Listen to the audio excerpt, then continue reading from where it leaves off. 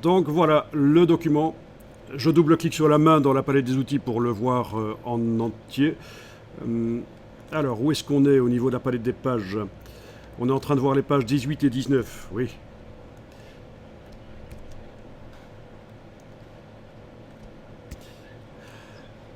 Alors voilà, il y a plusieurs choses qui se passent ici. Première chose qui se passe chez moi, mais peut-être pas chez vous.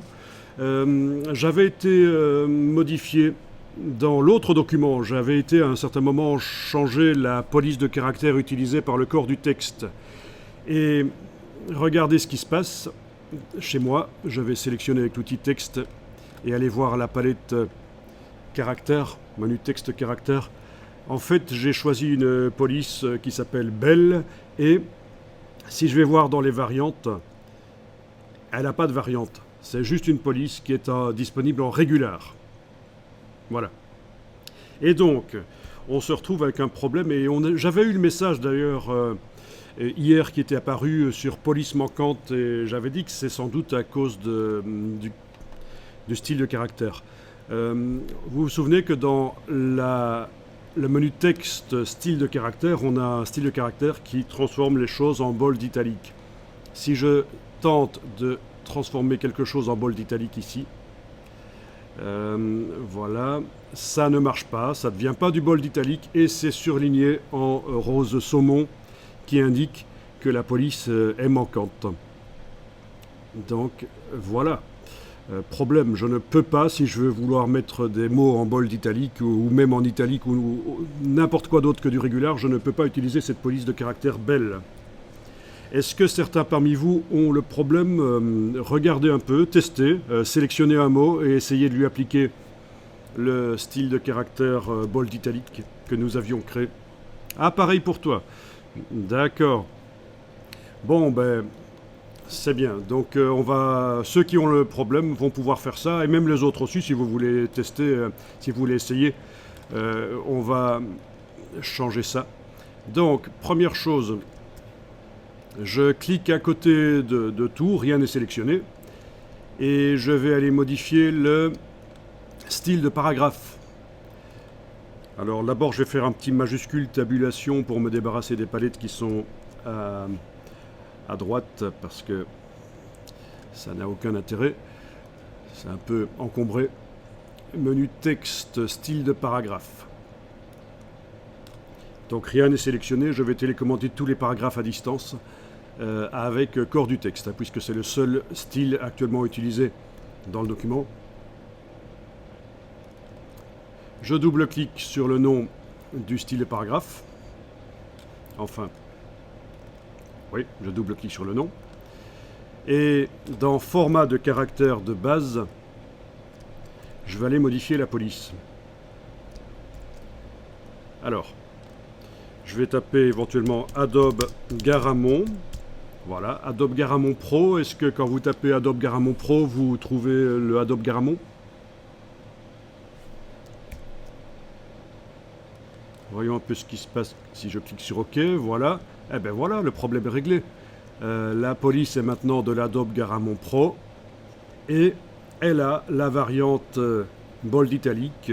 Ça se voit si on va dans la palette caractères. Voilà, elle a le bold italique. Et donc, raison pour laquelle ça fonctionne. Le style de caractère s'applique correctement. Est-ce que vous confirmez que ça marche chez vous? D'accord. Ah, d'accord. Et Garamond tout court? Non plus. Ok, donc vous n'avez pas Garamond. On va essayer de trouver une autre police alors qui pourrait être chez vous. Bon, il y avait le Myriade. Oui, c'était la police par défaut, donc on peut revenir vers ça, ce n'est pas très grave. Le Myriade Pro, vous l'avez certainement là. D'accord. Eh bien, choisissez ça. Un peu plus tard, je vous montrerai sur le web des sites qui répertorient les 100 meilleures polices pour faire de la mise en page. Alors, ça propose des liens pour télécharger, mais c'est parfois des liens payants. Mais si on va voir sur Dafont ou sur d'autres sites qui proposent des polices gratuites, parfois on les trouve, mais c'est pas certain que la qualité soit excellente. Mais enfin bon, voilà. Oui, oui, il y a les Google Fonts aussi. Oui. En fait, oui, oui, tu dis on peut recréer un nouveau style de paragraphe, mais en fait non, on en avait déjà un et on l'a modifié tout simplement. Voilà. On a- on- voilà, oui, oui. Il y a du rechercher remplacer de police aussi. Donc, dans le menu texte, on a trouvé remplacer la police. On peut faire dans tout le document un rechercher remplacer. Et il peut même aller modifier pour vous les styles dans lesquels la police manquante ou la police qu'on remplace aurait été utilisée. Donc ça peut être intéressant pour faire des tests aussi de variantes de mise en page, en fait. Alors, ici, je vous montre dans les applications sur mon ordinateur quelque chose qui s'appelle le livre des polices. Vous n'avez pas besoin d'aller regarder ça sur votre ordinateur, de le chercher, je vous montre juste ici maintenant.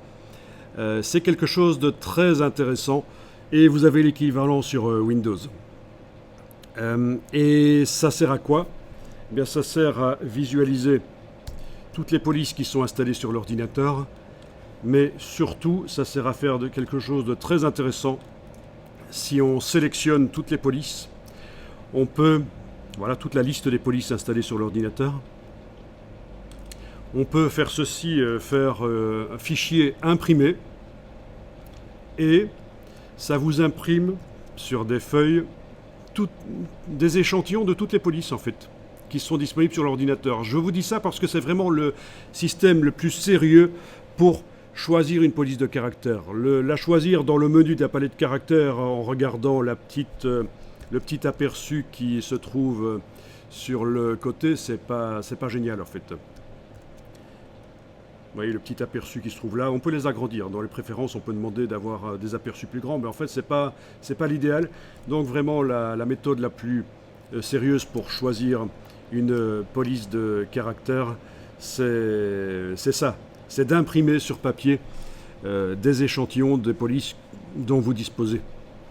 Alors, au niveau du type d'impression que ça peut faire, vous voyez que ça peut le faire comme ça. Ça peut aussi le faire sous forme de répertoire, comme ça, donc un peu comme une casse de typographe.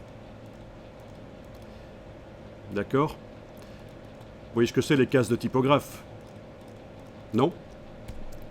Ok. Et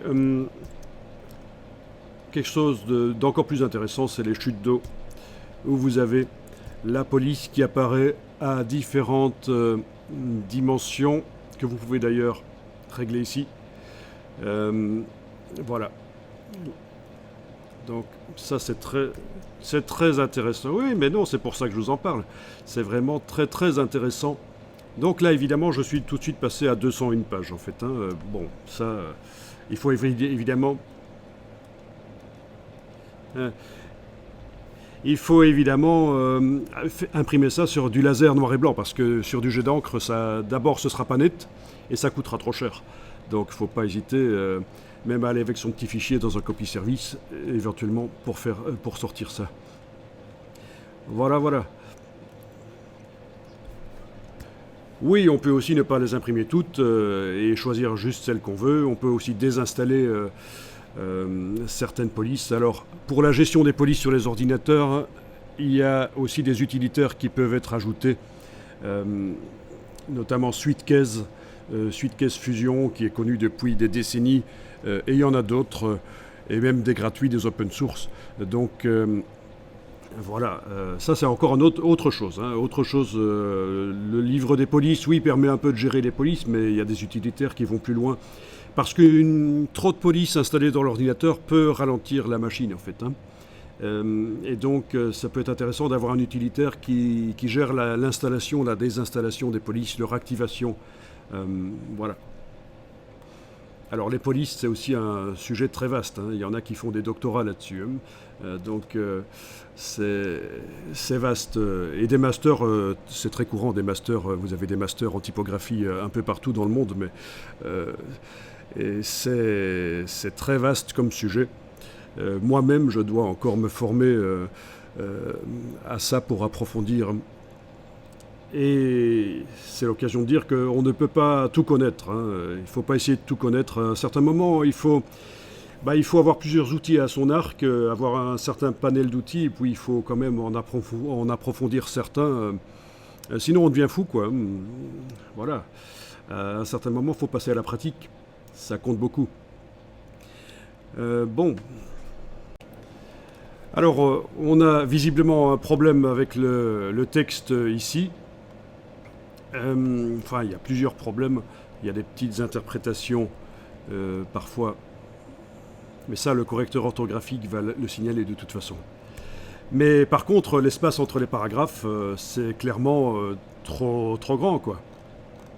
Pourquoi ? Eh bien, on va aller voir ça. On va afficher les caractères masqués. C'est absolument quelque chose à faire.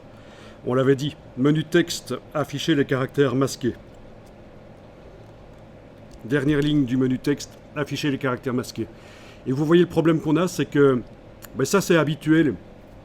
Ça dépend du navigateur web qu'on a utilisé, parce que tous les navigateurs web ne fonctionnent pas avec le même moteur web. Je crois que par exemple il y a Safari qui fonctionne sous WebKit, il y a Firefox qui fonctionne sous Gecko. Derrière ça, il y a des technologies un peu différentes pour naviguer sur le web. Et avec certains navigateurs, il est possible que vous ayez ce qu'on a ici, des paragraphes vides. Donc, clairement, ce qui se passe, c'est qu'on a deux balises de fin de paragraphe qui se suivent. Puisque le deuxième paragraphe est vide, cette balise de fin de paragraphe suit directement cette balise-là. On est d'accord ? Voilà. L'espace blanc, là, c'est rien, il n'y a pas de caractère, là. C'est juste deux balises de fin de paragraphe qui se suivent. Eh bien, on va demander, et ça fait partie des choses très habituelles dans InDesign, on va demander de remplacer les deux balises de fin de paragraphe qui se suivent par une seule. Alors, on y va. Peut-être que certains parmi vous n'ont pas ce problème-là. Certains n'ont pas ces paragraphes vides. Ah, d'accord, certains ne les ont pas, vous avez peut-être utilisé... ceux qui ne les ont pas, vous avez utilisé quel navigateur web ?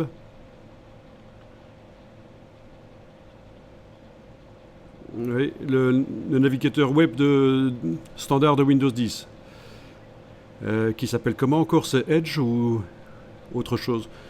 Bon, enfin, peu importe.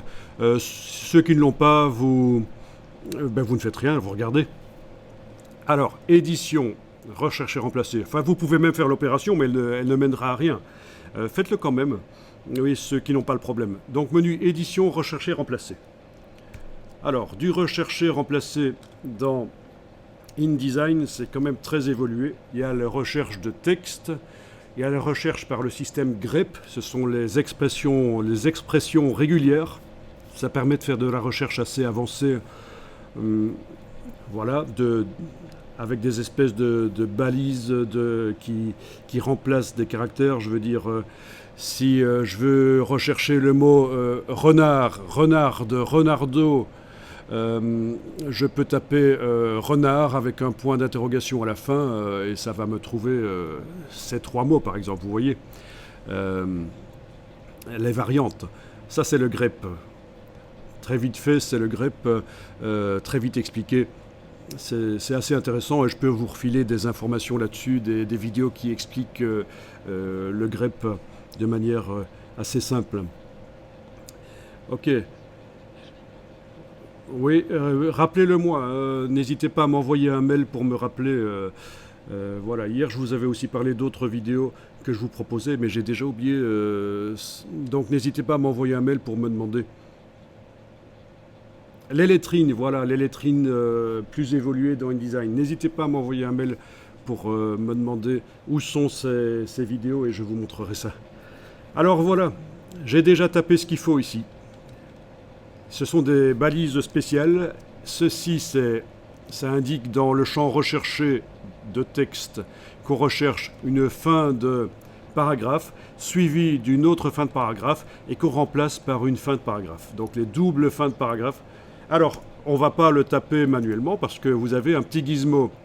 Là, je viens de vider les cartouches ici parce qu'on va aller ici avec le petit gizmo. Vous cliquez là-dessus et vous demandez une recherche de fin de paragraphe. Voilà. Et à nouveau, une recherche de fin de paragraphe. Voilà. Donc, double fin de paragraphe qu'on remplace par le petit gizmo ici, une fin de paragraphe. Voilà. Alors, on recherche dans... D'abord, on va voir, tout le monde a réussi à obtenir ceci. Bien. On cherche dans le document. Il y a aussi possibilité de chercher dans plusieurs documents qui seraient ouverts. Ça, c'est intéressant de faire du rechercher-remplacer dans plein de documents qui seraient ouverts dans InDesign. Parfois, si on a positionné le curseur texte dans un article, il sera indiqué ici qu'on va rechercher uniquement dans cet article-là et pas dans les autres articles du document. Si on sélectionne du texte, il sera indiqué ici chercher dans la sélection. Voilà, donc le menu peut s'agrandir en fonction de ce qu'on fait dans le document InDesign avant d'aller dans rechercher remplacer. Ici, c'est pour empêcher que ça recherche certaines choses. Tiens, les diacritiques, c'est les lettres accentuées, ça. C'est le terme typographique. Enfin, vous voyez, oui, ou dire que ça doit... Oui, et c'est pas grave, il faut surtout pas aller commencer à cliquer là. Voilà, oui, forcément, il y a des choses qui sont spéciales japonaises, en fait. Oui, certainement. Ça doit être ça.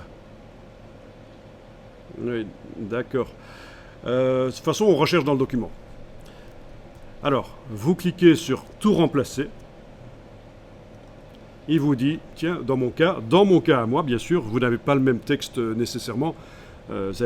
Si vous avez le même texte, parce qu'on est tous allés chercher le texte arbre sur Wikipédia, mais vous n'avez peut-être pas sélectionné le même nombre de paragraphes que moi.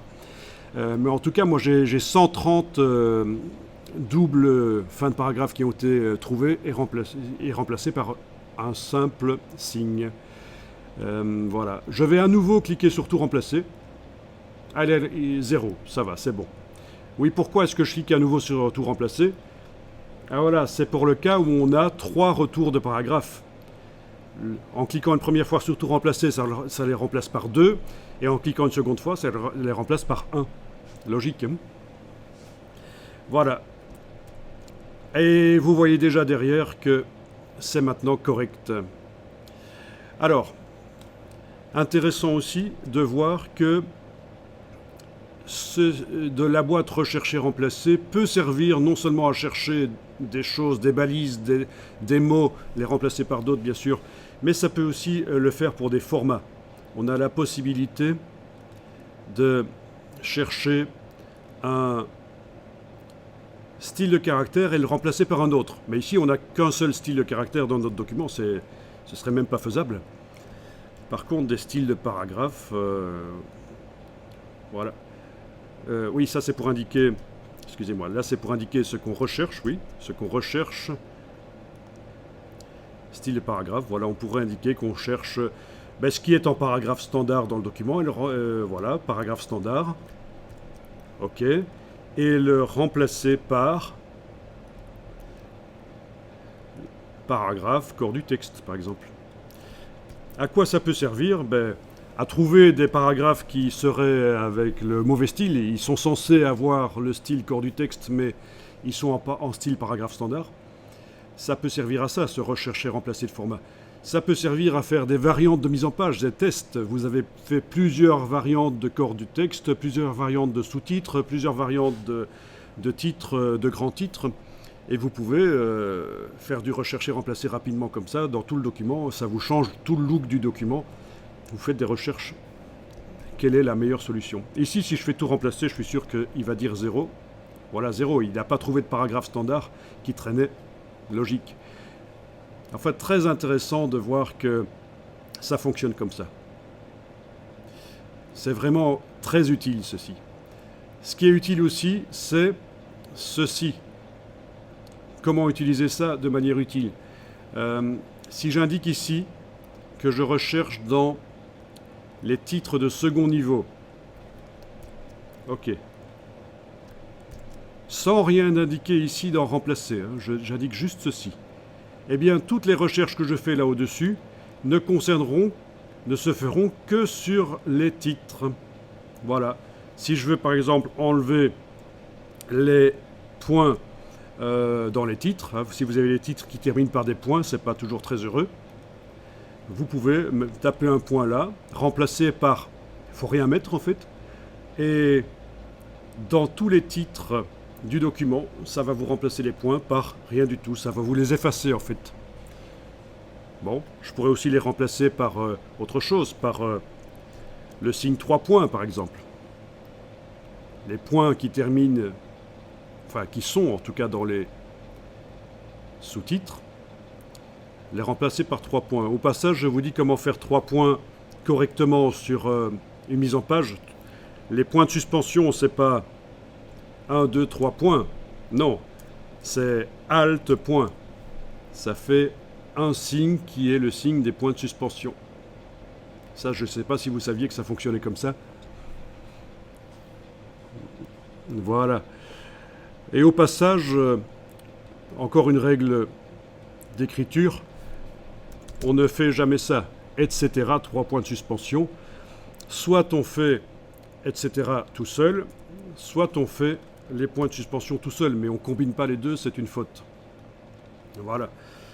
Bon, ici on n'a pas encore dans le document des titres de second niveau, on n'a que des paragraphes qui utilisent corps du texte, donc ça ne marchera pas. Si on fait tout remplacer, il n'y a rien qui se passera, c'est logique. Mais enfin, voilà, je pense que ce qui vient d'être expliqué là, les 10 dernières minutes, avec ceci, c'est vraiment extrêmement utile pour éviter de bêtement passer beaucoup de temps à faire des choses répétitives manuellement. De toute façon, en informatique, c'est toujours comme ça que ça marche. Si vous êtes sur l'ordinateur en train de faire quelque chose de répétitif et ennuyeux et ça vous gonfle, c'est qu'il y a un problème.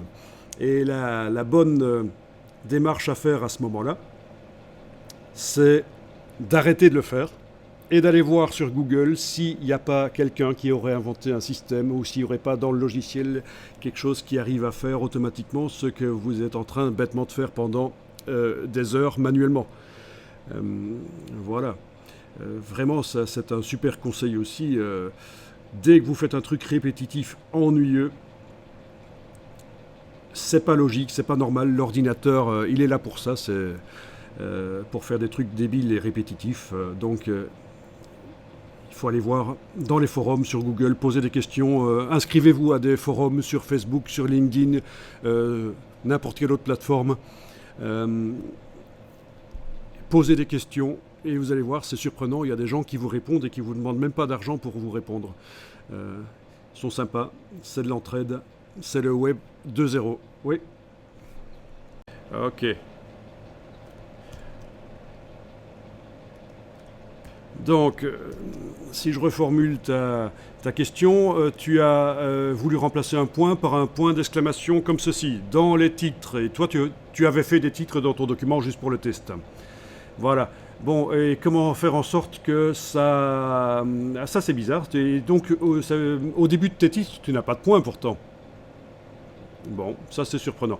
Bon, une approche qu'on pourrait avoir, c'est peut-être de faire point et fin de paragraphe, et de remplacer par point d'exclamation et fin de paragraphe.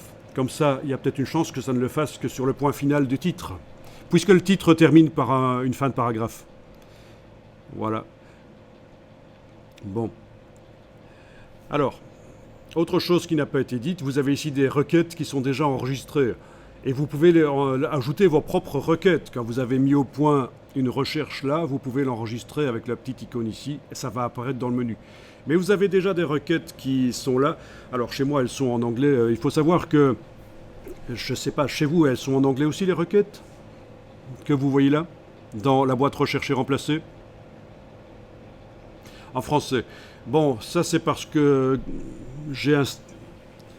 Ah, tu confirmes que ça fonctionne, ce qui a été expliqué ici. Voilà, c'est ça.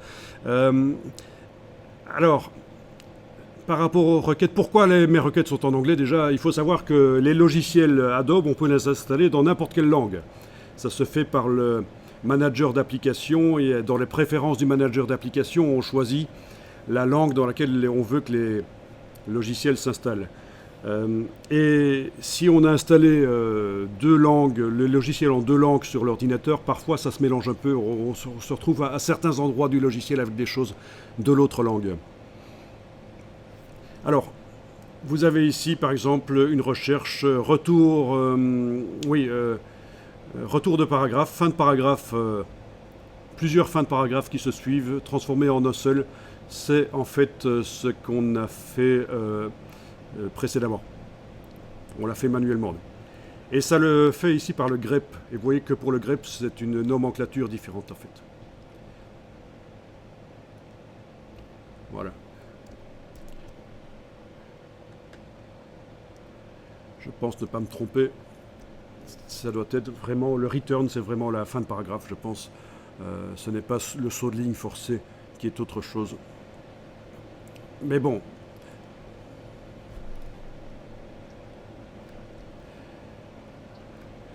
Ah oui, la recherche de guillemets francophone par des anglophones. Oui, ça peut se faire par ici aussi, mais je pense que le grep dans ce cas-là sera plus performant. Alors, on va mettre la question de côté et je vais vous sortir exactement la bonne réponse en fait. Hein. Parce que, à moins que, ici j'ai déjà, oui, ça va, je devrais déjà avoir ça. Dans le gizmo, là je suis revenu dans la partie rechercher remplacer texte, donc la manière la plus simple de faire du rechercher remplacer. Dans le gizmo ici, on a déjà la possibilité d'aller chercher certains types de guillemets. Et donc dans le remplacer, il faudra le remplacer par d'autres types de guillemets. Voilà. Et regarde déjà ça si ça répond à ta question, et sinon on trouvera une solution pour... voilà. Ça va pas être difficile, je pense que si je n'arrive pas à trouver par moi-même, parce que je ne me souviens pas exactement, et puis il faudrait voir dans quel sens tu veux le faire, anglais vers français ou inversement. Mais si j'arrive pas à le retrouver par moi-même, je suis sûr qu'un petit tour sur le web et j'aurai tout de suite la réponse, qu'est-ce qu'il faut taper là-dedans.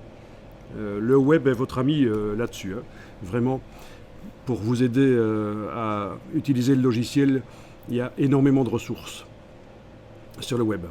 Alors là, je vais cliquer sur terminer. Voilà. Donc, on était là pour faire le rechercher, remplacer des balises, des doubles fins de paragraphe par une seule, et ça a fonctionné. On va enregistrer le document. Vous pouvez continuer à l'enregistrer dans le dossier d'hier si vous voulez. C'est pas un problème.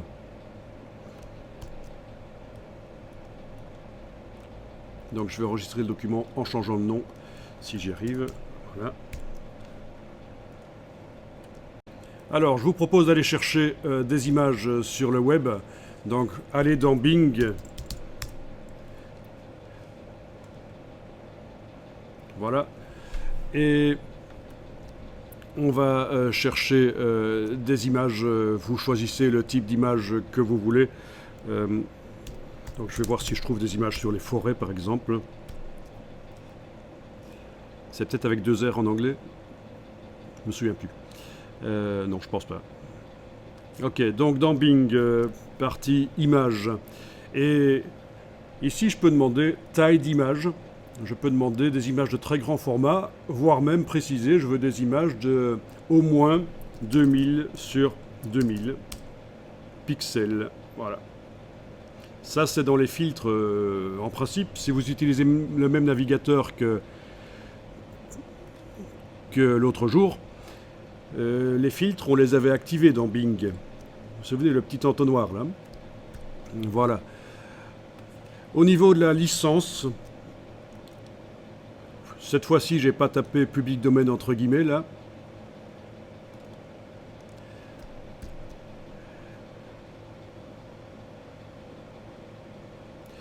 J'ai pas tapé public domaine entre guillemets. On peut y aller par le menu des licences. pour demander des images du domaine public, oui, on peut le faire par là aussi, ou des images Creative Commons, tout en sachant que pour certaines des images Creative Commons, il faudra citer l'auteur.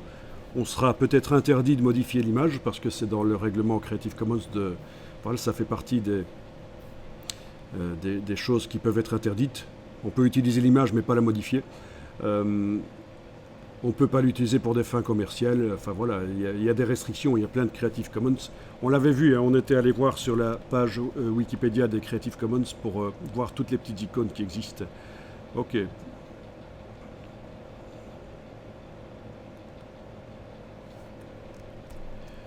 Bien. Donc je vous laisse aller afficher 3 images, on va dire. Vous affichez 3 images et puis vous les téléchargez à côté du document, donc dans le dossier, à côté du document qu'on est en train de travailler là.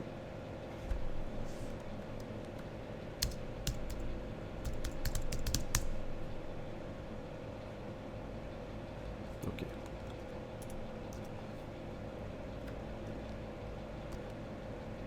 Donc peu importe, c'est juste des images pour faire des petits tests de mise en page en fait.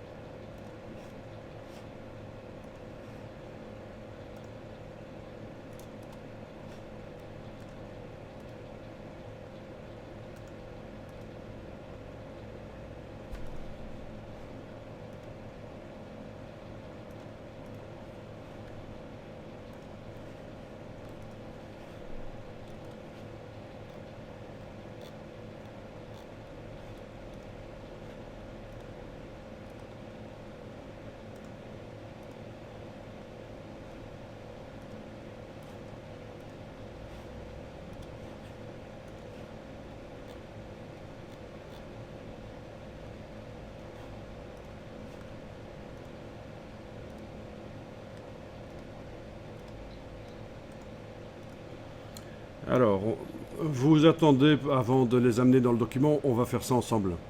Parce qu'on va faire quelque chose de différent de ce qu'on a fait l'autre jour, bien sûr. Cette fois-ci, avec les images, on va les mettre dans le flux du texte.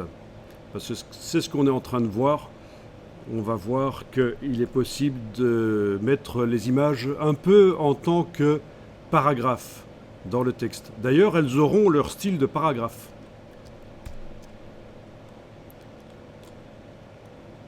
Il faut savoir qu'il n'y a pas vraiment de limite au niveau de mise en page. On peut même utiliser des images ou des logos pour remplacer des mots dans InDesign. Un mot dans un texte pourrait être une image, un logo. Ça, c'est des choses possibles. Mais c'est du InDesign un peu plus avancé, ça nécessiterait un peu plus de temps. Je ne pense pas qu'on va avoir le temps de voir ça.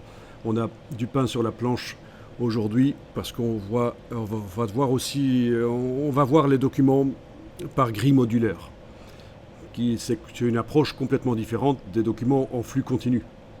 Les documents en flux continu, comme on est en train de voir ici, c'est adapté pour faire des catalogues d'exposition, des rapports d'entreprise, enfin tout type de documents longs, avec une mise en page pas très variée d'une page à l'autre. Ça, c'est les documents en flux continu. Documents longs, avec une mise en page régulière d'une page à l'autre, ça ne change pas beaucoup. Le texte change, les images changent, mais la manière dont c'est disposé, pas tellement. Tandis que l'autre manière de faire des documents par grille modulaire, là, ça ne va pas vraiment convenir pour des documents longs, où ça va demander pas mal de boulot. Ça va être moins automatisé, la mise en page. Mais par contre, d'une page à l'autre, ça va pouvoir être assez varié. Cependant, il y aura une structure qui va être sentie invisible. C'est basé sur une structure invisible, la grille modulaire, ce qui donne quand même de la cohérence d'une page à l'autre.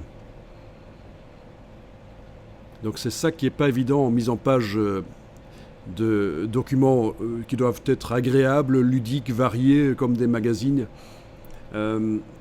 C'est qu'il faut que ce soit varié d'une page à l'autre, mais il ne faut pas quand même que ce soit complètement différent, incohérent au niveau graphique et mise en page.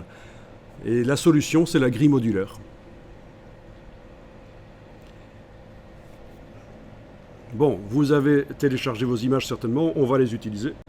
Donc, ce que tu dis, c'est que tu as été modifié le style d'un des paragraphes. On est d'accord?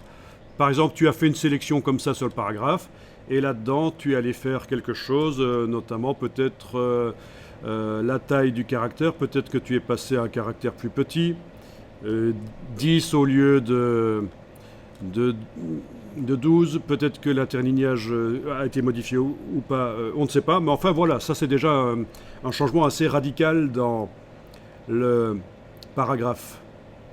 Et tu voudrais que tous les autres paragraphes automatiquement deviennent comme ça. Voilà. Alors, ben ça c'est intéressant pour tout le monde. Ben écoutez, tout le monde peut faire ça éventuellement. Vous sélectionnez un des paragraphes. Et oui, il faut le sélectionner entièrement, du début jusqu'à la fin, balise comprise, et vous le modifiez par la palette caractères. Vous modifiez par exemple la taille du caractère, faites passer de 12 à 10.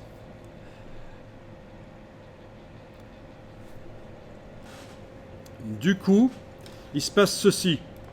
Dans la palette style de paragraphe, un petit signe plus est apparu pour indiquer que par rapport au style, le paragraphe actuellement sélectionné diffère. Et l'infobulle, quand on survole, m'indique qu'est-ce qui diffère. Mais dans ce cas-ci, c'est uniquement le corps qui est passé en 10 points. Voilà. Alors, on vous indique que si vous voulez réappliquer le style, il faut faire Alt-clic. Je vais le faire ici, ne le faites pas. Je vais juste faire un Alt-clic. Et le style de paragraphe a été réappliqué sur le paragraphe. Et donc les changements manuels faits sur le paragraphe ont été oubliés. Mais ce n'était pas ça que vous vouliez. Donc je vais recommencer ici. Je vais revenir à 10 points. Voilà. Donc à nouveau, je me suis éloigné de la définition du style. Et le petit signe plus est à nouveau là. Alors si vous voulez que ceci se répercute, modifie le style, il faut aller dans le menu, et là vous pouvez le faire, dans le menu ici, et demander redéfinir le style. Du coup, le style a été modifié, c'est du corps 10 points, tous les paragraphes deviennent du corps 10 points. Et ça c'est assez intéressant. C'est assez intéressant. Oui, ça veut dire que quand vous voulez modifier un paragraphe, vous n'êtes pas obligé nécessairement de... Quand vous voulez modifier un style de paragraphe, je veux dire. Quand vous voulez modifier un style de paragraphe, vous ne devez pas nécessairement double-cliquer sur le style et aller modifier les options.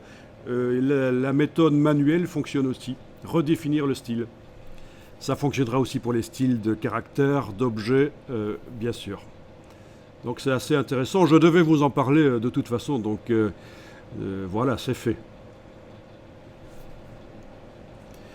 Même chose ici, je vais aller dans la palette paragraphe, menu texte paragraphe, et donc ça contredit un peu ce que j'avais dit au tout début, que dès que du texte utilise un style, il ne faut jamais le modifier manuellement avec les palettes paragraphe et caractère. C'est vrai, sauf si vous connaissez le système de redéfinir le style. Vous savez ce que vous faites. Donc qu'est-ce que je vais faire ici dans la palette paragraphe avec ce paragraphe? Il n'a pas besoin de sélectionner en entier, je peux même cliquer n'importe où dedans. Là, il sait que je travaille sur ce paragraphe. Je vais aller diminuer l'espace après. À la place de 7 mm, voilà, je vais juger que 4 mm, c'est pas mal. Du coup, à nouveau ce petit signe plus. Redéfinir le style et tous les paragraphes auront 4 mm au lieu de 7 après eux. Voilà, c'est fait. Ça vous pouvez faire aussi si vous voulez. Parce que le fait de faire passer le texte à 10 points, peut-être que l'espace après paragraphe qui était à 7 mm, c'était trop. Alors on ira mettre des titres et des sous-titres plus tard. On va d'abord s'occuper de l'image. Donc vous allez cliquer à côté du bloc texte avec la flèche noire pour désactiver le bloc. Et on va aller créer une image sur le côté, là, sur la zone blanche de la page. Vous faites fichier importer et vous allez chercher une des images que vous avez téléchargées précédemment.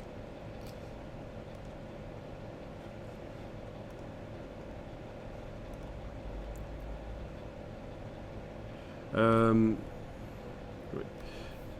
savez quoi? Je vais même vous montrer qu'on peut amener plusieurs images en même temps sur le plan de travail. Donc, quand vous êtes dans la boîte importée, quelque chose qui va vous faire gagner du temps, activez plusieurs images. Donc, si les images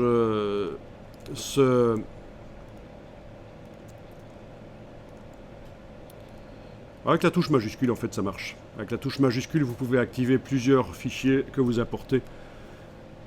Vous en avez 2 ou 3 là? Alors regardez ça, vous allez tester après. Je fais ouvrir et le curseur arrive. Le curseur est chargé avec 3 images.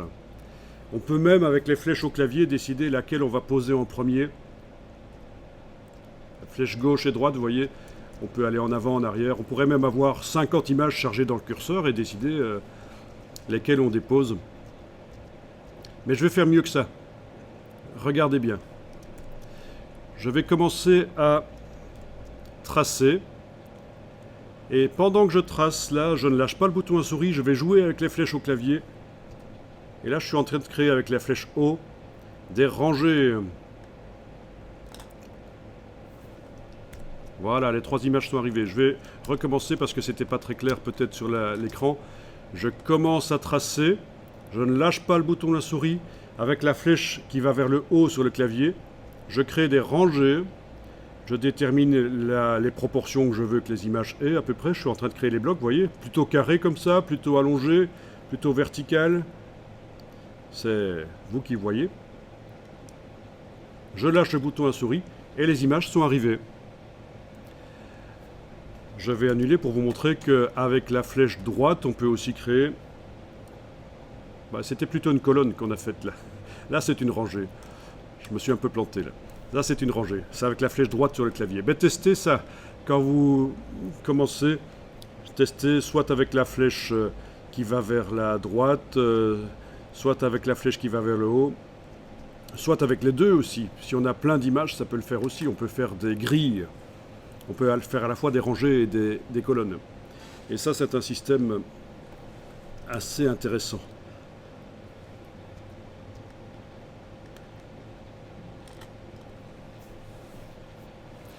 Alors bien sûr, on va maintenant... on a 2 choix. On a 2 choix. Oui? Donc, ce sont les flèches sur le clavier qui permettent de déterminer... Avec ça, je crée des... Oui, je mets les images en colonne, en quelque sorte. Voilà, avec ça, je les mets en rangée, oui. Bon. Avec les flèches là, le nombre de rangées et le nombre de colonnes, en fait. Il faut tester visuellement.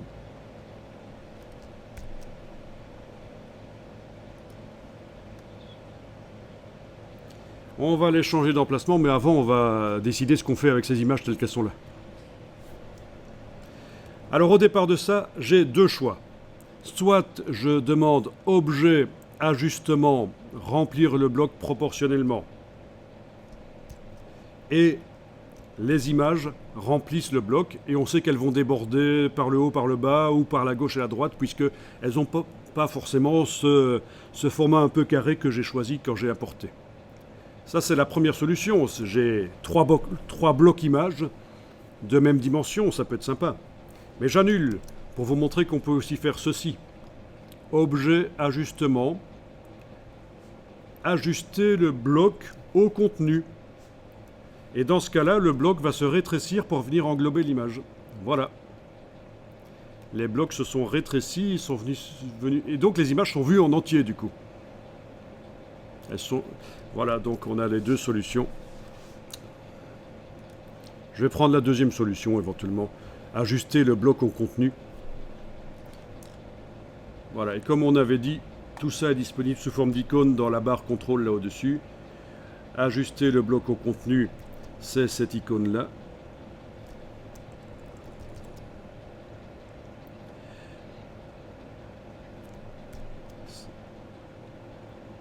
Ajuster le contenu au bloc, c'est celle-là.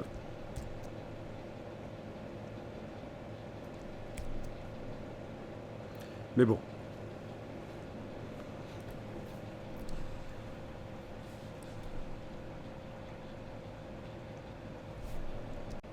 En englobant les images avec la flèche noire, ne fût-ce que partiellement, comme ça, elles sont sélectionnées toutes les trois, et avec l'outil de transformation manuelle et la touche majuscule enfoncée, je peux aller prendre une poignée du coin et déterminer leur dimension.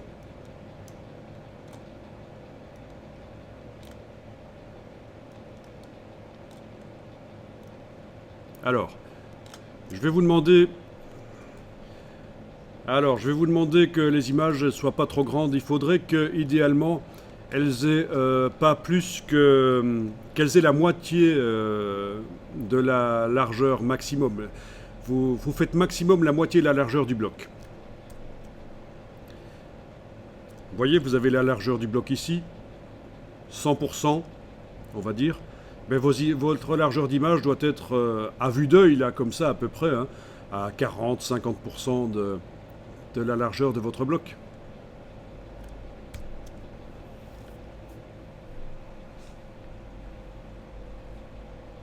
Oui.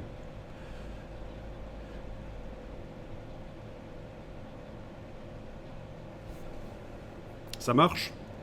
Même plus petit, n'hésitez pas à la faire même plus petit, à 30% de la largeur du bloc, c'est bien aussi. Alors justement, la largeur du bloc, elle risque de changer un peu. C'est ce qu'on va faire maintenant. D'abord, vous pouvez enregistrer le document. On n'est jamais trop prudent.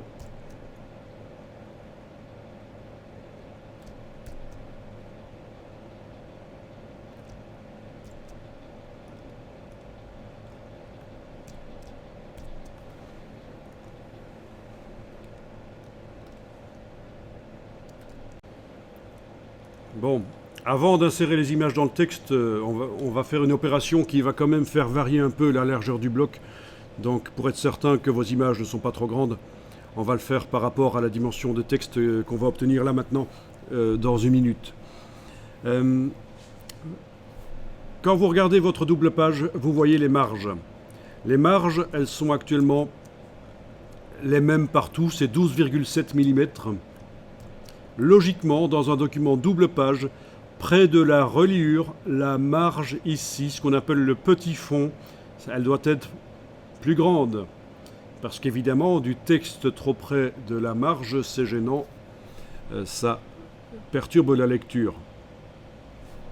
Eh bien, on va faire ça, on va faire en sorte que la marge, les deux marges ici, de page de gauche et de droite, celles qui sont près de la reliure, vont s'agrandir.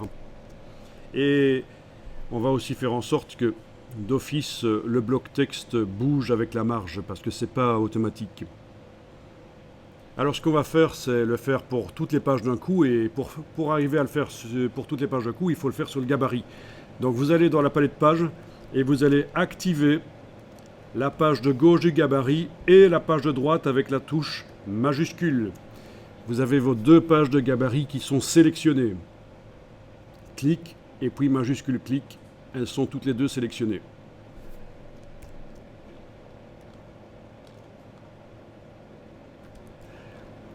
Vous avez vos deux pages de gabarit qui sont activées. Vous allez dans le menu page, marge et colonne. Page, marge et colonne. En fait, c'est par là qu'on peut modifier les marges. Les colonnes, on ne s'en occupe pas pour la formation InDesign basique ici. Ce ne sera pas nécessaire. En fait, dans la boîte marge et colonne et dans la boîte fichier format de document, vous n'y allez pas, je vous montre juste. Dans ces deux boîtes, vous retrouvez tous les paramètres qu'on avait quand on crée un nouveau document.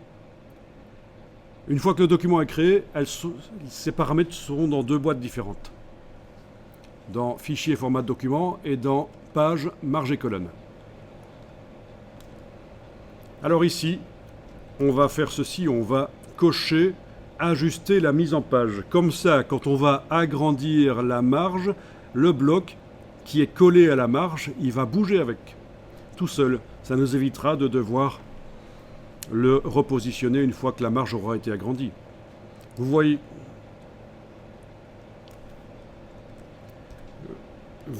qu'on a aussi possibilité d'ajuster la taille de police, mais ça c'est surtout quand on bouge à la fois les marges du haut et du bas, et de gauche et de droite. Le texte se redimensionne éventuellement pour ne pas devenir en excès. Mais ça on ne va pas le faire ici, ça n'a aucun intérêt. Alors, vous allez devoir casser la chaîne parce qu'on veut juste jouer sur la valeur de petit fond. Allez-y, augmentez la valeur de petit fond, vous avez la case aperçue qui est cochée, vous allez le voir directement derrière. Voilà. Alors, petite astuce, si vous enfoncez la touche majuscule pendant que vous cliquez là, ça va de 10 en 10. Ça c'est comme dans tous les logiciels Adobe, la touche majuscule à cet endroit-là permet d'aller plus vite. On peut aussi bien sûr sélectionner et taper ce qu'on veut comme valeur, évidemment. Touche tabulation pour valider. Voilà. Bon, ben, par exemple ici, à la place de 12,7, j'ai indiqué 20. Alors, quelque chose qui se fait aussi assez souvent, c'est de faire en sorte que le bas, la marge du bas, soit plus grande. Parce que visuellement, ça crée une espèce de socle, ça rend la mise en page, ça lui donne une impression de plus de solidité. Ceux qui font des expos photos, ça connaissent peut-être l'astuce aussi, ou des expos graphiques. Quand on fait un passe-partout, on fait en sorte que la partie basse du passe-partout soit plus grande que la partie gauche, droite et haut. Vous voyez le cache qui entoure la photo. Ça vous dit quelque chose? Vous voyez ce que je veux dire? Voilà, donc c'est une astuce visuelle, c'est plus agréable. C'est plus agréable, ça donne une impression plus de solidité. Voilà, c'est comme, ouais, c'est comme si c'était posé plus sur quelque chose. Voilà, c'est plus serein quand on regarde. Ben, c'est pas une obligation, mais c'est une astuce connue dans le monde du graphisme depuis très longtemps. Et ça se rencontre souvent. Bon, ben là, on peut cliquer sur OK. Vous avez vu que le bloc a bougé avec. Les blocs, d'ailleurs, celui de droite aussi. Voilà. Ça, c'est quelque chose vraiment d'intéressant à faire. D'augmenter le petit fond. Logique. Finalement, le bas, je ne l'ai pas augmenté, mais c'est pas grave. Ça, on peut y revenir plus tard. J'enregistre le document, on n'est jamais trop prudent. Et on va continuer, on va maintenant insérer les images dans le texte. Oui, sur un A4 aussi, on parlera d'un petit fond. C'est indépendant du format, en fait. Hein. Ah non, c'est toujours les marges intérieures. Les marges près de la reliure. C'est le terme consacré. Moi, je préférerais les appeler marges intérieures, mais enfin, il y a des termes typographiques et on les retrouve là, dans InDesign. Donc, ton bloc texte n'a pas bougé en même temps. Est-ce que tu avais bien coché ajuster la mise en page? Voilà. Il y a une autre raison pour laquelle parfois ça ne bouge pas, c'est qu'il ne collait pas bien aux marges. Oui, parce que c'est ça le secret. L'ajustement automatique fonctionne avec les choses qui collent aux marges. Et donc, du coup, tu peux les repositionner manuellement, les blocs texte, les redimensionner pour qu'ils collent à nouveau aux marges avec la flèche noire. Avec la flèche noire, bien sûr, hein, pas avec l'outil de transformation manuelle, parce que l'outil de transformation manuelle, il modifie le contenu des blocs. Là. Voilà, sur le gabarit, avec la flèche noire, qui lui, quand on change le bloc, il n'influence pas le contenu. On avait vu ça, recadrage d'image avec la flèche noire, recadrage, redimensionnement de bloc texte avec la flèche noire. Oui, il faut absolument éviter d'écraser une police de caractère dans un sens ou l'autre. C'est assez mal vu parce que c'est un manque de respect pour le typographe qui a créé le caractère. Et oui, de toute façon, le caractère est optimisé pour être vu avec les proportions dessinées. Bien, on va insérer une image dedans. Donc, alors voilà, vous allez prendre l'outil texte et vous allez vous mettre sur un début de paragraphe, comme ça, et vous allez enfoncer la touche retour chariot, la grosse touche sur le clavier. Vous avez créé un paragraphe vide. Vous cliquez pour indiquer que vous travaillez dans ce paragraphe vide. Vous sélectionnez avec la flèche noire une image.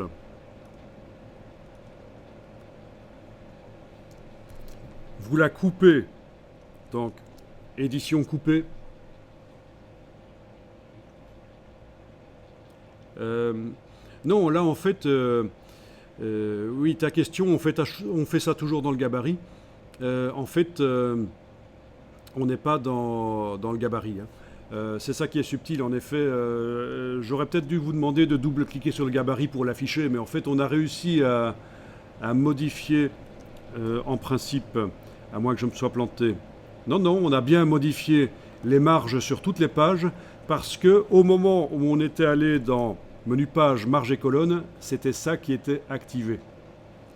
Le gabarit n'était pas affiché, on ne l'a pas affiché le gabarit, ces derniers, on ne l'a pas affiché, mais on a quand même modifié ces marges. Si vous vérifiez sur toutes les pages du document, le petit fond a été agrandi, on est d'accord. Et on n'est pas dans le gabarit, on est resté sur la page 18, voilà, oui. Logiquement, pour que ce soit plus clair pour vous, j'aurais dû vous demander d'aller dans le gabarit pour faire la modification des marges. Oui, c'est ça. Non, on n'est pas dans le gabarit, c'est juste sélectionné et voilà. Et on peut cliquer en dessous et ils sont plus sélectionnés. Voilà, bonne remarque quand même, en effet. Alors là, on a fait couper, édition coupée. Avec l'outil texte, on va revenir dans le paragraphe vide et on va coller. Voilà. Et vous obtenez une image comme ça qui est dans le texte. Elle déborde par le dessus, ne faites rien, on attend, vous allez voir. Alors, qu'est-ce qui se passe? Eh bien, ça c'est... Donc, je reviens en arrière pour t'expliquer le problème que tu as, en fait. Le problème, c'est que quand tu as sélectionné l'image avec la flèche noire, en fait, c'était le bloc qu'il fallait sélectionner. Et toi, tu as peut-être cliqué sur le centre ici. Tu as sélectionné le contenu du bloc. Et quand tu fais un couper, ben, tu as enlevé l'image, mais tu te retrouves avec le bloc vide. Tu as enlevé le contenu du bloc.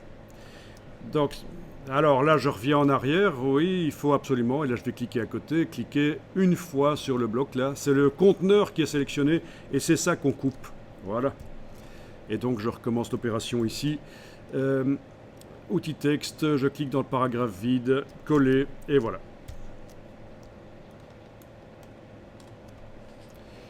Alors, ça déborde, c'est un problème habituel. Parfois ça le fait, parfois ça le fait pas. On va juste aller dans la palette des styles de paragraphes et on va appliquer à ce paragraphe, il y a un paragraphe, on le voit, il y a un signe une balise de fin de paragraphe juste à côté de l'image. On va appliquer paragraphe standard et ça va régler le problème de l'image qui déborde sur le texte. Voilà.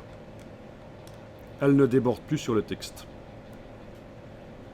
Rien que le fait d'appliquer paragraphe standard.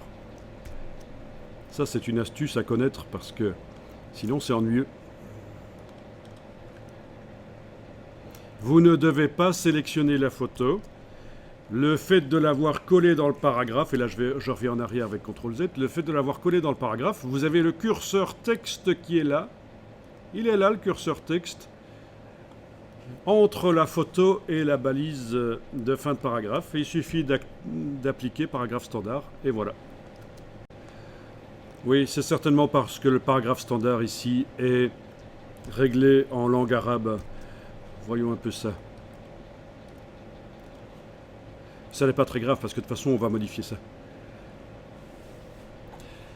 Ok.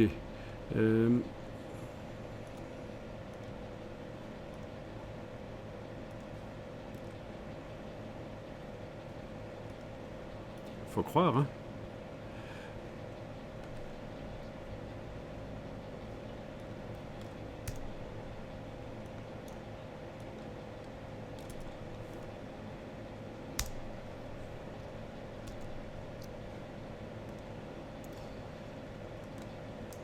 Bon, voilà. Donc c'est pas très important parce que de toute façon ici, on va aller modifier les choses.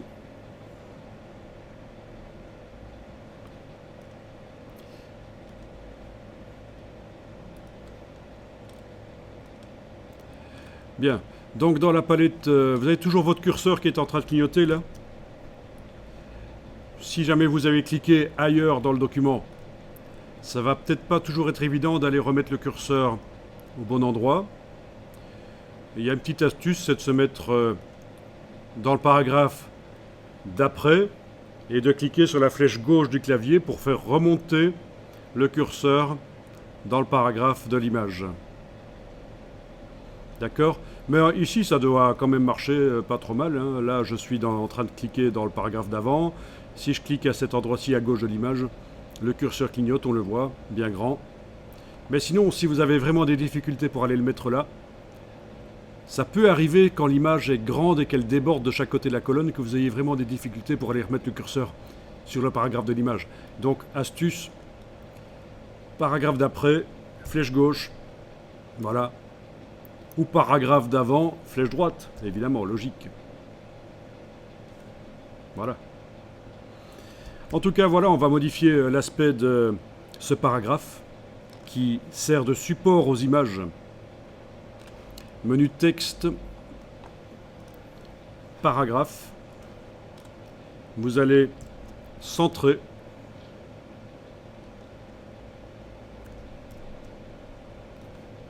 Voilà, voilà. Ici, peu importe que je sois en lecture de gauche à droite ou de droite à gauche. Vous avez parfois rencontré ces termes-là. Lecture LTR ou lecture RTL. Donc, left to right ou right to left. C'est comme ça qu'on rencontre parfois ces termes-là. Mais ça n'a pas d'importance ici, puisque de toute façon, on est centré. Il n'y a pas de problème. Et vous n'avez pas ces icônes, puisque vous n'avez pas la fonctionnalité de texte arabe. Comment est-ce qu'on l'installe dans Adobe, la fonctionnalité de texte arabe? Ben, c'est très simple, je vous explique. Même chose si vous voulez faire du texte en japonais à un certain moment, c'est le même principe. On installe l'application InDesign en arabe, puis on la réinstalle en français et ça combine les fonctionnalités arabes avec la version française. Voilà, c'est juste comme ça que ça marche. Si ça intéresse, je peux expliquer en 3 minutes en montrant dans le manager d'application de Adobe comment ça marche. Et j'ai des petits articles que j'ai écrits là-dessus aussi. Donc voilà. Voilà, n'hésitez pas à me... oui, je vous mettrai un lien vers l'article ou la vidéo. Oui, oui. Bien, donc, centré. Ensuite, vous avez la gestion de l'espace avant, espace après. On peut mettre un peu plus d'espace avant et après. C'est donc ici et ici dans la palette paragraphe.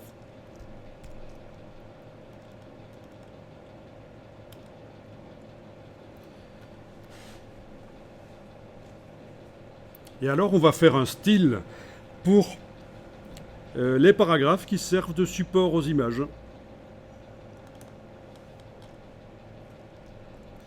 Donc, dans la palette style de paragraphe, vous devez demander nouveau style de paragraphe. Voilà, d'après aucun style, bien. Ah, il y a ceci que vous pouvez cocher une fois pour toutes si vous voulez. Appliquer le style à la sélection. Comme ça, d'office, le style qui sert à générer, le paragraphe qui sert à générer le style utilisera le style qu'il a généré. Voilà, vous ne devrez pas aller remodifier dans la palette style de paragraphe.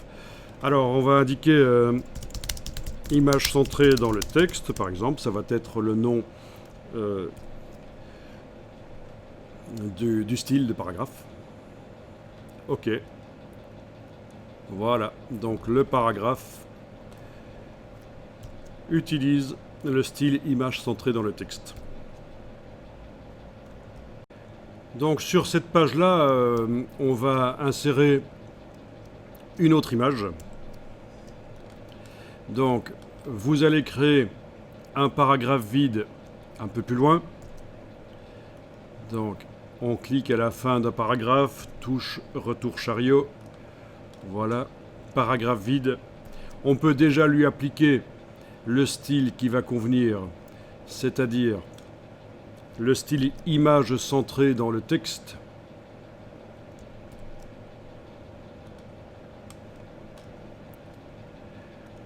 Avec la flèche noire, on va aller sélectionner une image, la couper, la coller. Il ne faut pas oublier de remettre l'outil texte. L'outil texte dans le texte avant de coller. Et voilà, elle se colle. Et elle ne déborde pas normalement. Comme tout à l'heure, on avait dû cliquer sur paragraphe standard, mais ici, comme le style est déjà créé, ça doit être nickel, ça ne déborde pas.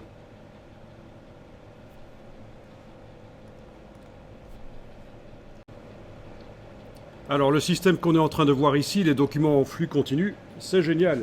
Ça permet vraiment de gérer des textes très longs. Donc si quelqu'un vient avec 200 pages de texte et 100 images à insérer dans le texte et qui vous demande de faire ça dans 3 jours, vous aurez largement le temps de le faire avec le système qu'on est en train de voir ici. En supposant que le texte soit correct, qu'il ne doive pas être corrigé, et il vous fournit un texte correct qui vient d'un document Word, vous allez pouvoir l'insérer dans un document en flux continu, donc des blocs chaînés. On n'a pas encore chaîné, mais on va le faire. Et vous allez pouvoir insérer les images. Voilà. Et les styles de titres de Word peuvent être récupérés à l'importation du document Word et on peut les faire correspondre à des styles existants dans InDesign. Les styles de Word seront remplacés par ceux de InDesign. Donc c'est quand même pas mal. Alors, donc le problème que tu as, c'est que tu as inséré la photo et le paragraphe suivant a pris le style. Ah bon, je suis en train d'essayer de recréer le problème en fait. Est-ce que tu as dû cliquer sur le style image centrée dans le texte? Bon. Ok, et tu as sans doute ce genre de choses là. Voilà, mais ça, à mon avis, c'est parce que tu as oublié de créer un paragraphe vide avant de coller l'image dedans. Voilà, donc je reviens en arrière, je crée le paragraphe vide, j'indique que c'est image centrée dans le texte, voilà. Et puis, je sélectionne l'image, couper, avec l'outil texte, positionner là, coller, ça marche. Ouais. Donc, autre problème, tu dis que quand tu mets l'image devant le numéro, ça cache le numéro, ben oui, chez moi aussi. Alors pourquoi? On va aller voir du côté de la palette des calques. Dans la palette des calques, oui, il n'y a pas encore de calque numérotation. Oui, en effet, il faudrait créer un calque numérotation et transférer dans le gabarit la numérotation sur ce calque-là. Oui, c'est pour ça. Voilà. Bien.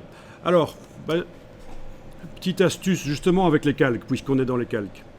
On va le faire, ce dont on parle là. Dans les calques, vous allez créer un nouveau calque.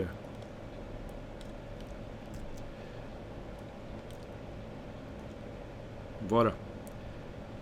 Un calque, c'est transversal à tout le document, donc il n'y a pas besoin de se poser la question quand on crée le calque, tiens, est-ce qu'il faut être sur telle page, est-ce qu'il faut être sur le gabarit Non, c'est transversal, ça se fait pour toutes les pages, tous les gabarits. Le calque existe. Ce calque, on va l'appeler fond. Et on va le placer en dessous du calque 1. Ce que je vais vous montrer ici est une astuce très intéressante pour que vos images aient plus de dynamique sur le papier, pour qu'on ait l'impression qu'elles sont plus lumineuses. Et c'est une astuce qui est assez bien utilisée. Une fois que vous avez créé votre calque fond et que vous l'avez placé sous le calque 1, vous verrouillez le calque 1 pour être certain de ne travailler que sur le calque fond et vous l'avez sélectionné, on travaille sur lui.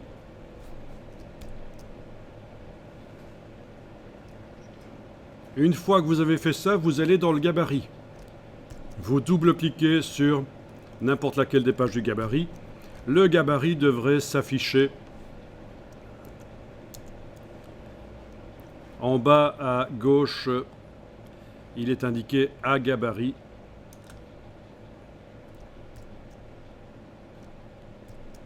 On est d'accord? Alors, vous prenez l'outil de création de rectangle. Et vous allez tracer un rectangle qui déborde de la page. On commence en dehors de la page là, et puis on va terminer en dehors de la page ici aussi. Voilà. Non, on ne doit pas nécessairement sélectionner les deux pages. Ça, c'est quand on voulait indiquer tout à l'heure qu'on voulait modifier les marches des deux pages en même temps. Mais ici, on travaille d'office sur les deux pages. On est dans le gabarit, on travaille d'office sur les deux pages. Bonne remarque. C'est... Voilà. Alors, je vais enlever le contour. Et je vais mettre la case de fond en avant-plan parce que je vais modifier la couleur de fond du bloc. Et ce qu'on va faire, c'est colorer le papier,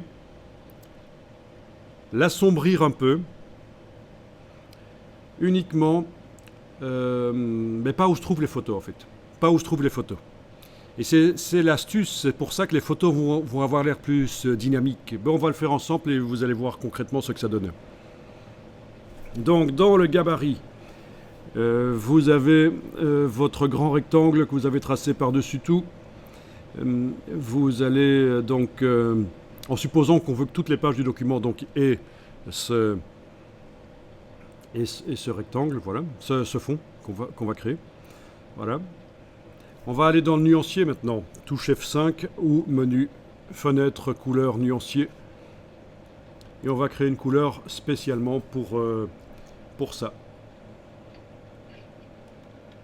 Menu de la palette nuancier, nouvelle couleur.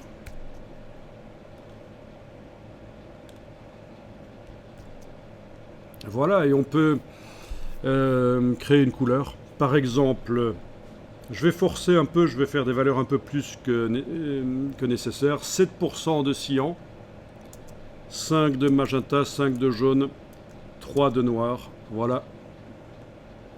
C'est du gris.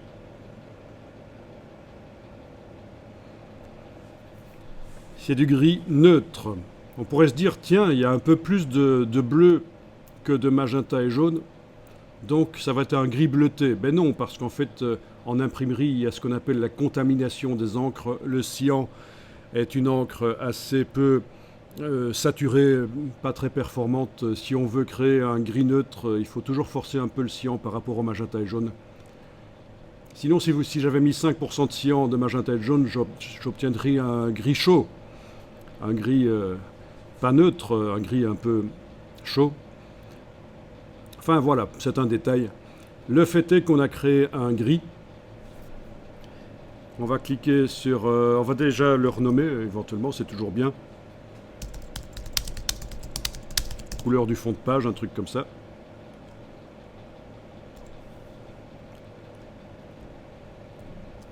Ok.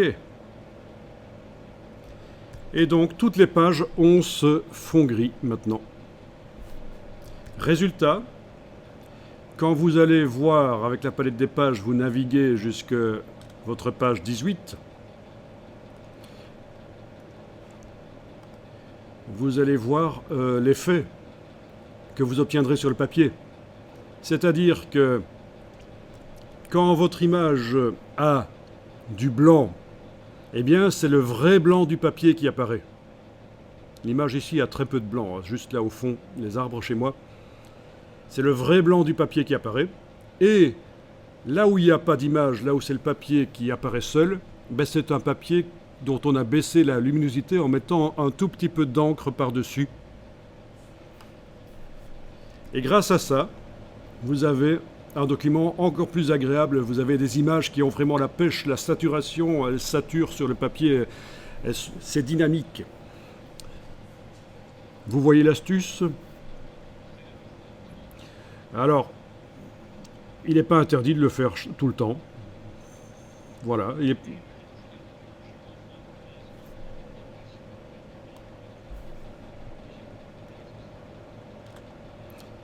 Alors, pour l'impression jet d'encre, non, ça ne va pas consommer beaucoup. Pour l'impression jet d'encre, non. Vraiment, le résultat est tellement bien que, bon, moi je dirais qu'il faut le faire tout le temps, sauf si vraiment on a une bonne raison de ne pas le faire. Là, j'ai quand même poussé fort le gris, hein, donc on ne sera plus au niveau de la perception chez le spectateur qui va regarder le document, mais il va quand même voir peut-être que le papier n'est pas tout à fait blanc et qu'il est un peu gris, quoi. Mais on peut mettre des valeurs plus faibles. Alors, ce qu'on peut faire aussi, et c'est un peu controversé, c'est à la place de mettre un fond gris dans le gabarit, là, dans le rectangle qu'on a fait, c'est mettre l'image d'une texture de papier recyclé, pour donner l'impression que le document a été imprimé sur papier recyclé. Donc ça existe sur le web. On trouve ça, ou vous faites les photos vous-même. Il suffit de taper dans Bing, dans ce cas-ci, ce sera mieux.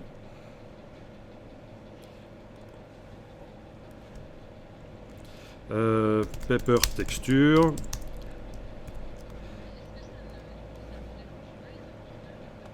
Ah, ça ne dérange pas du tout, c'est comme si c'était une image qui était sur tout le document, toute la page. Mais tu veux dire au niveau déontologique? Non, non, non, pas du tout, non, non.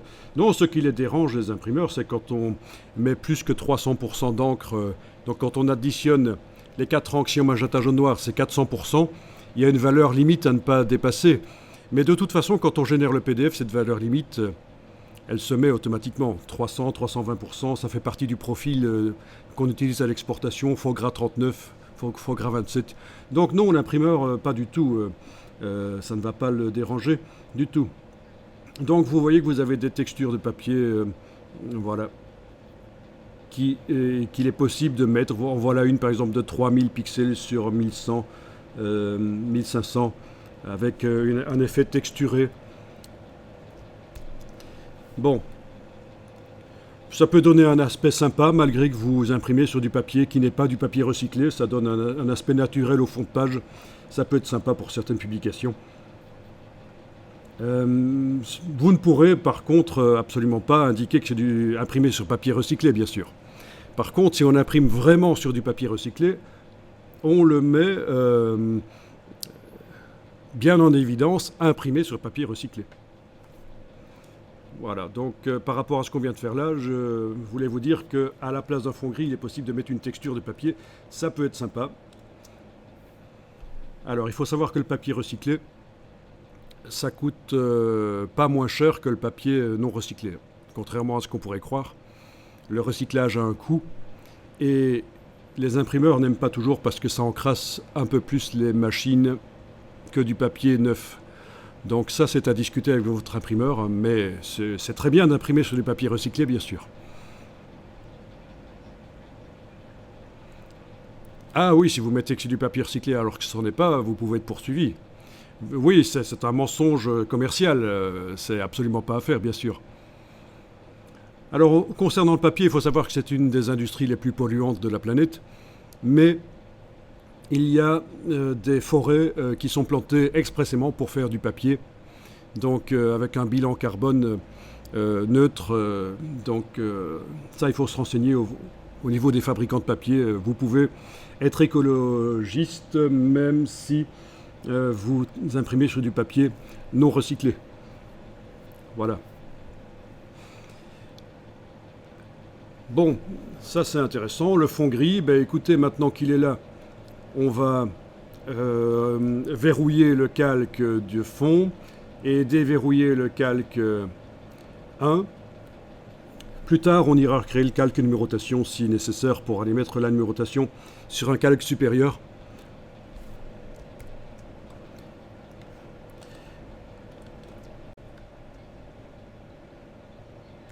Bon, ben, puisque vous posez la question, je vais éventuellement vous le montrer.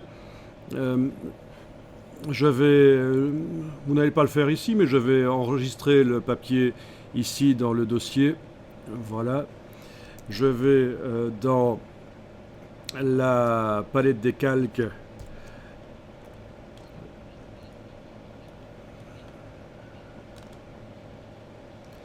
Oui, c'est le même principe si on veut mettre des.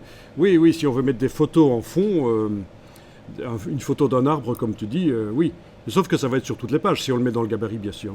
Ouais. Ça va être peut-être un peu trop répétitif. Là, j'ai fait juste une copie du fond. Oui, on peut jouer avec la transparence aussi. Donc là, j'ai juste fait une copie du fond, juste pour la démonstration. Fond de papier texturé, je vais indiquer. Ok. Donc, le fond gris n'apparaît pas. Le fond de papier texturé apparaît. Je vais dans le gabarit.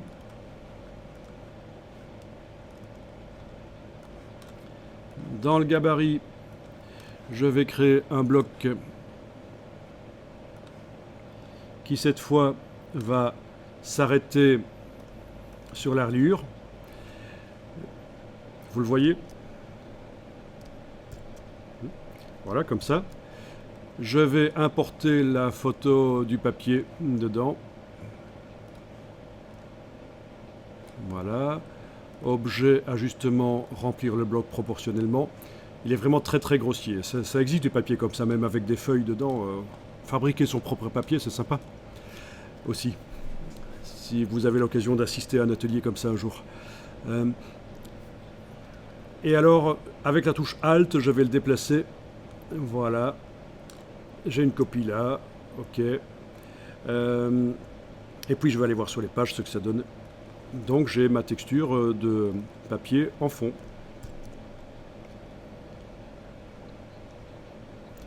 Et pour atténuer, on pourrait jouer sur la transparence. Je vais revenir ici, je vais sélectionner mes deux blocs. Je vais aller dans Objet, Effet, Transparence et jouer sur la transparence ici. Avec la case aperçu cochée, ce sera encore mieux. Voilà. Voilà, donc il est un peu plus transparent, un peu plus discret sur les pages. Voilà, voilà. Pourquoi là tu ne le vois pas?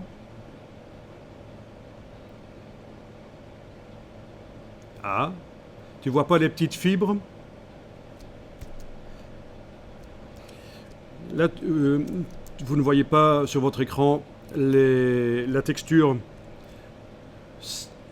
Et chez certains d'entre vous, c'est blanc. D'accord.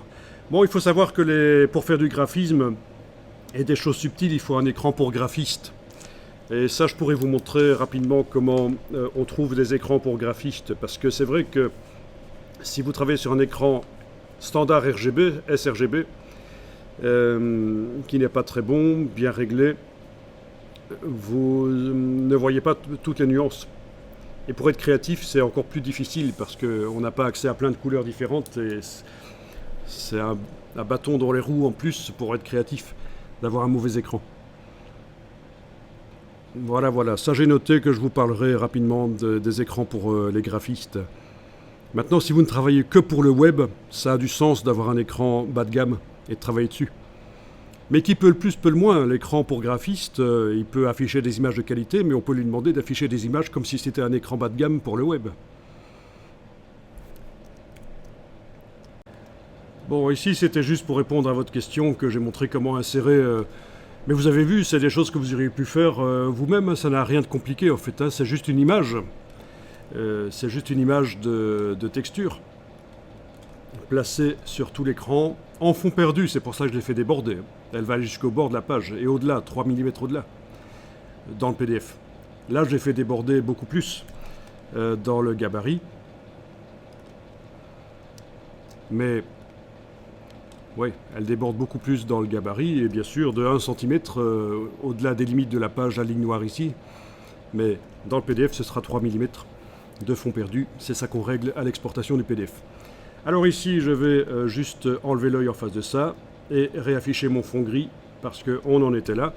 Peu importe le fond que vous avez affiché pour l'instant chez vous, même pas de fond du tout, ça ne pose aucun problème. Et je vais revenir travailler sur la page 18. Voilà, voilà. Alors, on va chaîner les blocs pour que le texte qui est en excès coule dans les blocs suivants. Et pour ça, il va falloir aller sur le bas à gauche du bloc avec la flèche noire. Alors, pourquoi il ne veut pas? Au niveau de la palette des calques, qu'est-ce que j'ai fait? J'ai peut-être fait une bêtise. Oui, j'ai oublié d'indiquer dans la palette des calques que déjà que celui-là est déverrouillé et que je veux travailler sur lui. Et alors, on peut l'appeler texte, ce calque. Et comme ce sont des images insérées dans le flux du texte, elles ne peuvent pas être sur un calque image. Elles sont sur le calque texte. Il n'y a pas le choix. Elles sont dans le bloc texte. Donc, pour être tout à fait clair, je peux indiquer ça. Comme ça, pour la démonstration, c'est tout à fait clair. C'est le calque 1 que je viens de transformer, renommer. Ce sont les textes et les images qui sont dans le flux de texte. Bon, donc j'en étais ici avec la flèche noire en train de m'approcher sournoisement de ce signe plus. Je clique sur lui. Ça vient d'activer le bloc. Je clique sur lui. Je bouge, c'est ça que je veux voir. Du texte qui est dans le curseur. Et à la place du signe plus, vous avez une flèche qui va vers la droite maintenant. Si vous voyez un petit triangle qui va vers la droite, qui indique que le texte sort du bloc.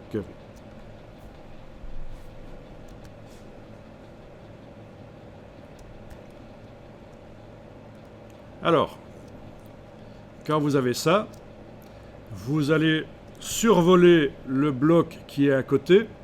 Dès que vous le survolez, vous voyez qu'il y a une chaîne qui apparaît.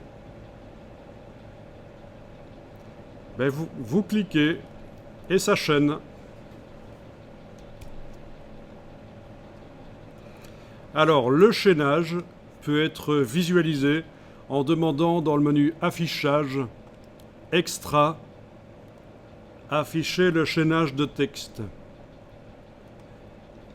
Affichage extra, afficher le chaînage de texte, et là vous avez le chaînage qui est visible, la ligne qui est là, ça vous montre d'où le texte vient, où il va. Et ça ne le montre que quand un des blocs est activé. Si on clique à côté, ça disparaît. Avec la flèche noire, je clique à côté, ça n'est plus visible. Avec la flèche noire, j'active n'importe lequel des deux blocs, c'est visible. Alors, je zoome en arrière de manière à voir à la fois... Ok, je reviens en arrière. Donc, est-ce que tu as le texte qui apparaît comme ça? Ce genre-là. Voilà. C'est que tu as loupé un épisode du feuilleton Fleuve avec Victor Newman et... Non, c'est pas celui-là, c'est le mien de feuilleton. Il fallait vraiment survoler le bloc. Si tu as cliqué à côté, ça a créé un nouveau bloc chaîné qui se met sur toute la page, mais si on survole et qu'on a la chaîne, ça se met dans le bloc qui normalement ne fait pas toute la largeur de la page.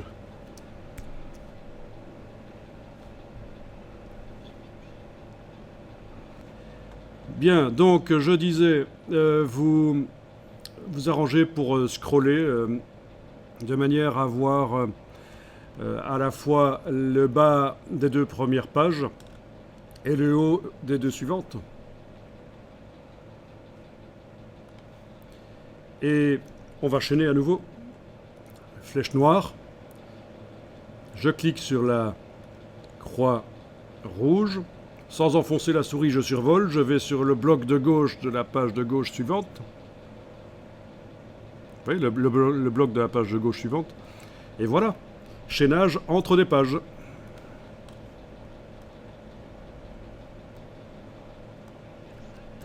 Mais bien sûr, on peut faire ça même si les blocs de texte ne sont pas sur les mêmes pages. Le chaînage se fait d'une page à l'autre. On pourrait même avoir entre 2 pages avec des blocs chaînés sur chacune, on pourrait avoir d'autres pages qui contiennent des publicités, par exemple. C'est ce qu'on fait dans les magazines. On insère des publicités au milieu d'un article. Voilà. C'est pour ça d'ailleurs que, et on l'avait vu quand on avait inséré le numéro de page dans le gabarit, dans insérer un caractère spécial marque, on avait utilisé le numéro de page actif. Ça, vous ne faites pas, je vous montre juste le menu. Vous vous souvenez qu'on avait fait ça dans le gabarit, numéro de page active. Vous avez aussi le numéro de page suivant et précédent. Ça, c'est pour qu'à la fin de la première partie d'un article, il soit automatiquement indiqué sur quelle page il continue. Et au début de la suite de l'article, de quelle page il vient, le début. Voilà, c'est à ça que ça sert, ces choses-là qu'on avait vues. Mais ça, c'est du InDesign avancé. Mais enfin, ça répond aussi à la question, voilà, oui, des blocs d'une page à l'autre, et même avec des pages insérées entre, c'est pas un problème. Bien, est-ce que ça va jusque-là? Tout le monde a réussi à faire ça, je suppose? Donc, comme je vous l'ai dit hier, mais je suis allé vite là-dessus, c'était juste une petite phrase que j'avais dite. Si vous avez énormément de texte, bien sûr, il y a possibilité de le coller sur la première page, et puis ça se chaîne avec la page de droite, et puis ça chaîne avec les pages suivantes. Ça crée des pages d'ailleurs, automatiquement. Assez de pages pour contenir le texte. Ça, c'est ce qu'on appelle la redistribution intelligente de texte. Voilà. Et sinon, ici, on va faire quelque chose de semi-automatisé maintenant. Parce que, oui, et là, ceux qui ont continué à faire le chaînage jusqu'à la fin du document, vous avez perdu votre temps, en fait. On n'avait pas dit de le faire. Voilà, regardez. Je suis en zoom arrière, on est d'accord. Je vais cliquer sur la croix rouge. Mais à la place de cliquer bêtement ici, j'enfonce la touche Alt. Ça va me permettre quoi? Ça va me permettre ceci. D'ailleurs, je vais encore plus zoomer en arrière. Ça va me permettre de faire clic, clic, clic, clic, clic. Et voilà. Il n'y a plus assez de pages pour contenir tout le texte. Donc c'est le chaînage à la chaîne, en quelque sorte. Voilà, essayez ça avec la touche Alt. Et bien, il faut bien cliquer sur le bloc. Si vous cliquez à côté, ça va créer un bloc texte. Ça va être foireux. Ok, donc suppression de la table des matières. Vous arrivez à le faire. Avec l'outil texte, sélectionnez la table des matières qui venait de la page Wikipédia, qui ne va pas apporter grand-chose ici. Alors bien sûr, dans InDesign, il y a la création de tables des matières automatiques. C'est du InDesign avancé. Là aussi, si vous voulez, je peux vous refiler une vidéo, mais sinon, s'il y a une formation avancée, c'est des choses qu'on voit. C'est relativement complexe à faire, ça prend quand même une heure et demie pour expliquer comment faire une table des matières automatisée dans un document à flux continu comme ceci. Maintenant, on peut aussi faire cette table des matières en tapant tout manuellement. Oui.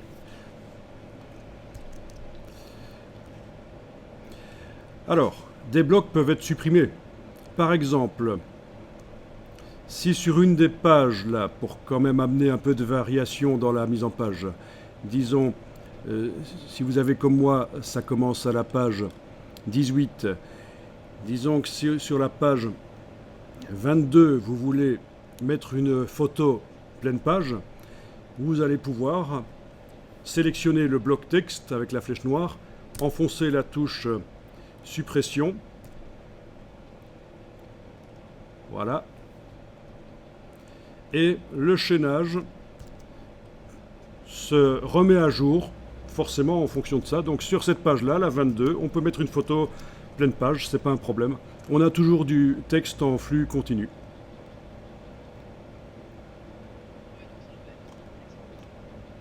Ah non, ça ne l'efface pas, non, non, non, c'est pas du tout.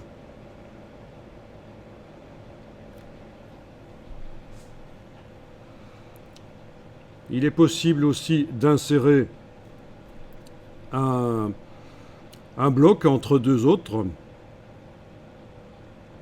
On va faire l'exercice inverse. Plutôt que de supprimer un bloc, on va en ajouter un maintenant. Alors voyons ça. Sur la page 23, essayons ça. On va même faire un bloc qui n'a pas une forme habituelle. On va aller chercher un bloc sphérique. Donc, enfin sphérique, circulaire. Donc derrière le bloc... oui, celui-là, voilà. Derrière le bloc neutre... je dis neutre parce qu'on ne sait pas à l'avance s'il va contenir du texte ou des images. Vous allez chercher l'outil de création d'ellipse. Voilà, vous êtes sur la page 23 là, 22 je disais. Non, c'est 21 j'avais dit, excusez-moi, 21, oui, la page 21. Voilà, essayez juste pour l'exercice ici de tracer un cercle sur la partie droite de la page 21. Donc je commence éventuellement là, avec la touche majuscule, je fais en sorte qu'il soit parfaitement circulaire. Je lâche le bouton de la souris, puis la touche majuscule. C'est un cercle. Bon, ben regardez, c'est assez facile, vous allez tester après. Flèche noire. Flèche noire. Voilà, je suis sur la page 21, là où il y a le cercle dans lequel je voulais faire couler le texte ici. En imaginant que ce soit un document un peu créatif, pourquoi pas. Je clique sur la petite porte de sortie ici. Regardez, vous allez tester après. Je clique. J'ai une chaîne cassée. Je clique à nouveau avec cette chaîne cassée sur la porte de sortie. Voilà, c'est cassé. Le texte ne coule plus sur les pages suivantes. Les blocs sont vides sur les pages suivantes. Et là, c'est très simple, c'est comme avant. Avec la flèche noire, je clique sur le signe plus, puis touche Alt, je clique là-dessus. Et toujours avec la touche Alt, je vais cliquer sur le bloc de la page suivante. Et voilà, le chaînage est fait.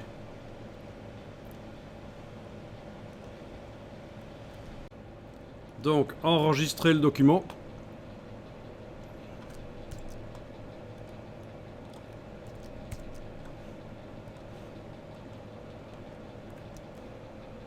Alors, on va tenter par le gabarit de faire en sorte que ces blocs soient des blocs à 2 colonnes. Alors, il y a 2 manières de faire des colonnes dans InDesign.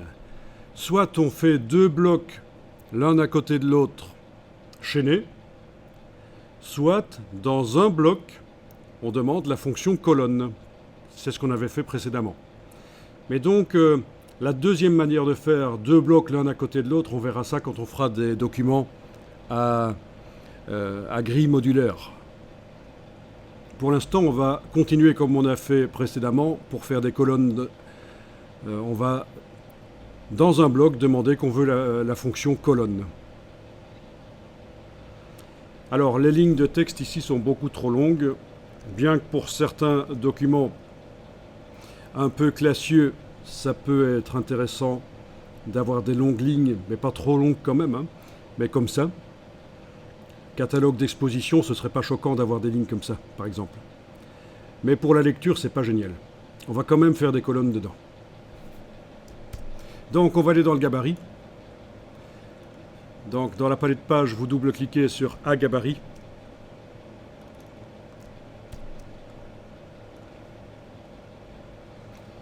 Vous allez sélectionner les deux blocs, parce qu'on va faire la fonction sur les deux blocs en même temps.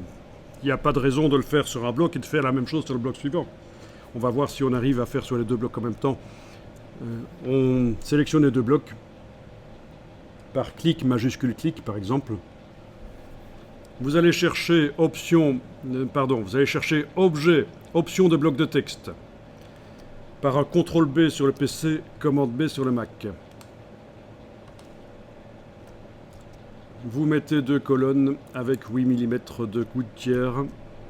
Voilà, on voit que les blocs auront chacun deux colonnes.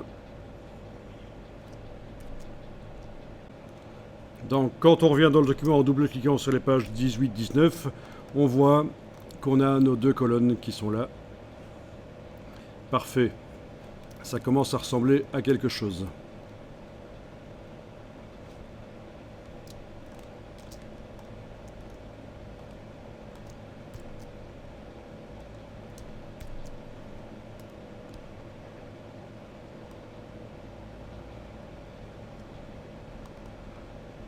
On peut enregistrer le document.